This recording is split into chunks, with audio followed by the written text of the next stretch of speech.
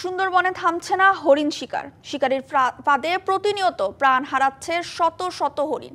এতে হরিণের সংখ্যা কমার পাশাপাশি হুমকির মুখে বনের জীববৈচিত্র্য। বন বিভাগ বলছে শিকার বন্ধে চলছে অভিযান।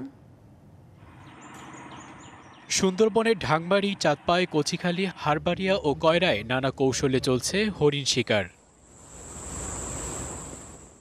জানুয়ারি থেকে এ পর্যন্ত ৪৮৫ কেজি মাংস, ৩টি মাথা, ১২টি পা, ৩টি চামড়া ও বিপুল পরিমাণ হরিণ শিকারের ফাঁদসহ ৮ জনকে আটক করেছে কোস্টগার্ড। তবুও থামছে না শিকারীদের দৌরাত্ম্য।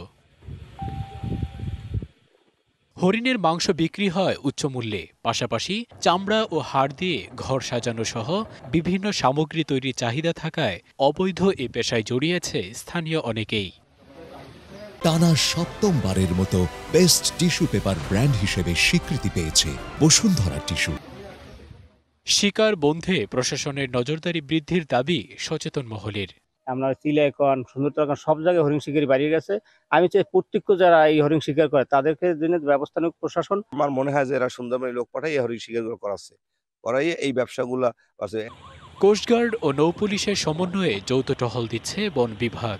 কোস্টগার্ড, বন বিভাগ এবং নৌপুলিশের যৌথ অভিযানের মাধ্যমে ৬০ কেজি হরিণের মাংস, ২টি মাথা সহ একটা বাড়ি থেকে উদ্ধার করা হয়েছে। এবং কোনো ধরনের হরিণের ফাঁদ উদ্ধার হয় বা এরকম কোনো নিউজ থাকে, যতদিন না পর্যন্ত এই হরিণ শিকারের রেশিওটা শূন্যের কোঠায় না আসছে, ততদিন পর্যন্ত আমাদের এই ধরনের অভিযান অব্যাহত থাকবে এবং কেউ যেন এই ধরনের কাজে লিপ্ত হতে না পারে সে ব্যাপারে আমাদের প্রয়াস, আমাদের চেষ্টা অব্যাহত থাকবে।